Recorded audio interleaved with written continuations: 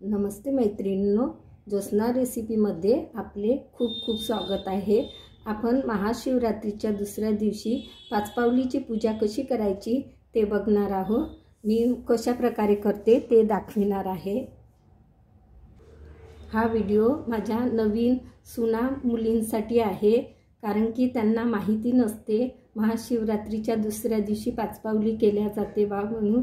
कारण की आमच्या शेजारी नवीन एक सूनबाई आल्या, तर काल महाशिवरात्रीचा दिवस होता। त्यांचे सासू सासरे दर्शनाला गेले आणि सायंकाळी येणार होते, तर तिने ना कालच पूर्ण तयारी करून टाकली, स्वयंपाक वगैरे।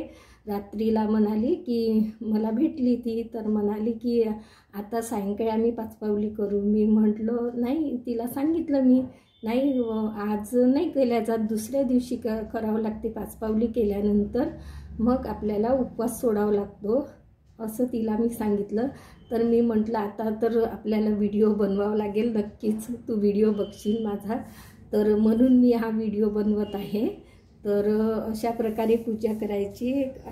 मी प्रथम हा पाट टाकून घेतलेला आहे, कापड, रांगोळी, आणि काही जण कसे पार्थिव शिवलिंग बनवतात रेतीचं, आणि मग ते कसं विसर्जन करावं लागते आपल्याला।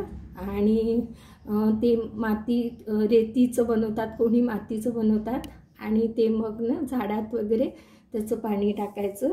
तुळशीमध्ये टाकल्या जात नाही पाणी शिवलिंगाचं, असं शिवपुराणात आहे।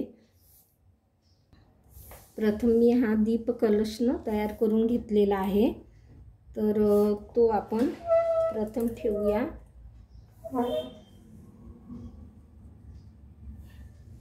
आणि त्यानंतर आपल्याला दिवा ठेवायचा आहे। हा दिवा प्रज्वलित करून घेतलेला आहे मी, तांदळाची रास ठेवून घेतली आणि त्यावर दिवा ठेवायचा आहे।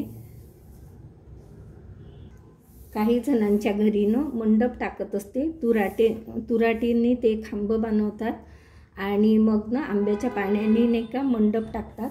आमचे सासरे करायचे गावी, परंतु आता मी अशा प्रकारेच करत असते। मला मंडप वगैरे टाकता येत नाही, तर मी या प्रकारे करत असते। आता कोणी पार्थिव शिवलिंग तयार करतात, मी तर पिंडीची पूजा करते आणि याचा अभिषेक करून घेतलेला आहे। आणि आता हे मांडून घेतलेलं आहे, आणि हे गडावर 2 देव असतात ना, ते मांडतात। आमच्याकडे अशा प्रकारे आहे, तांदळाच्या राशीने 2 देव मांडून घेतात अशा प्रकारे। आणि त्यानंतर मग आता आपल्याला पहिले दीपाची पूजा करून घ्यायची आहे आणि घटाची पण।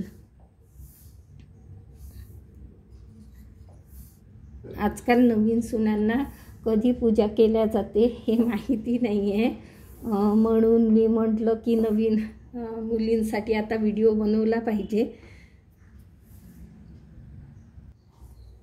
आमच्याकडे 5 वडे, पात्या, दिवे बनवतात, तर मी तयार करून घेतलेले आहे।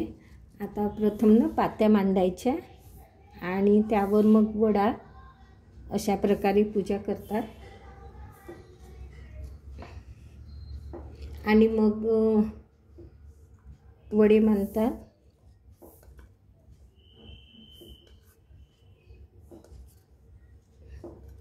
आणि मग दिवे। मी दिवे लावून घेतलेले आहे, तेल वात वगैरे टाकून।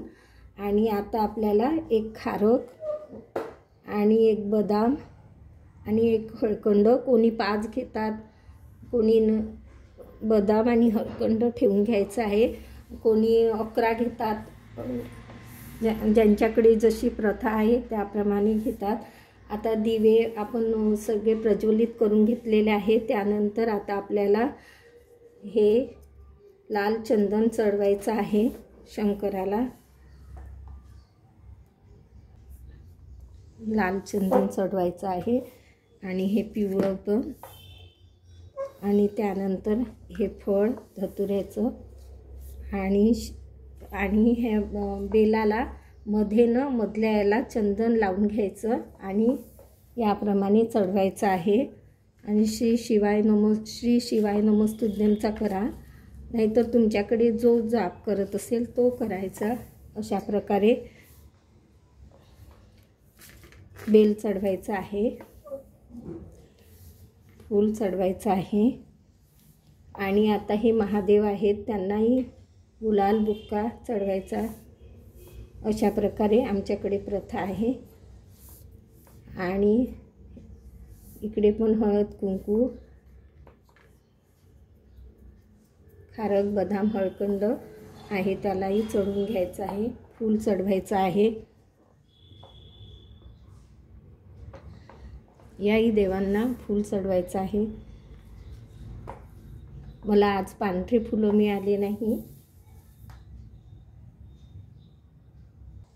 दिव्यांची पण पूजा करायची आहे आपल्याला, हळद कुंकू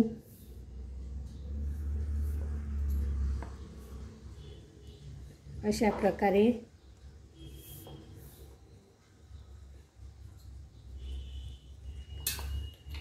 आणि अक्षत वाहायचं आहे।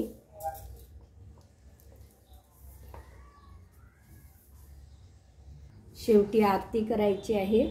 आणि समजा तुम्ही पार्थिव शिवलिंग तयार केलेलं आहे तर त्यांचं विसर्जन करायचं आहे। आणि हे आपण वडे पात्या दिवे असतात ना ते यानं सायंकाळी समाप्त झाल्यानंतर, हे म्हणजे विजल्यानंतर, आता हे समाप्त झाल्यानंतर मग ते उचलायचे आहे आपल्याला आणि ते गाईला लावायचं आहे नैवेद्य म्हणून। आणि जे बनवलं तेही नैवेद्य आपण गाईला लावायचं आहे। अशा प्रकारे पूजा करायची आहे। कशी वाटली तुम्हाला माझी साधी सोपी पूजा? पुन्हा भेटू नवीन व्हिडिओसोबत। तोपर्यंत मस्त राहा, खुश राहा, आनंदी राहा, हेल्दी राहा आणि नवीन नवीन पदार्थ बनवून खात राहा। पुन्हा धन्यवाद।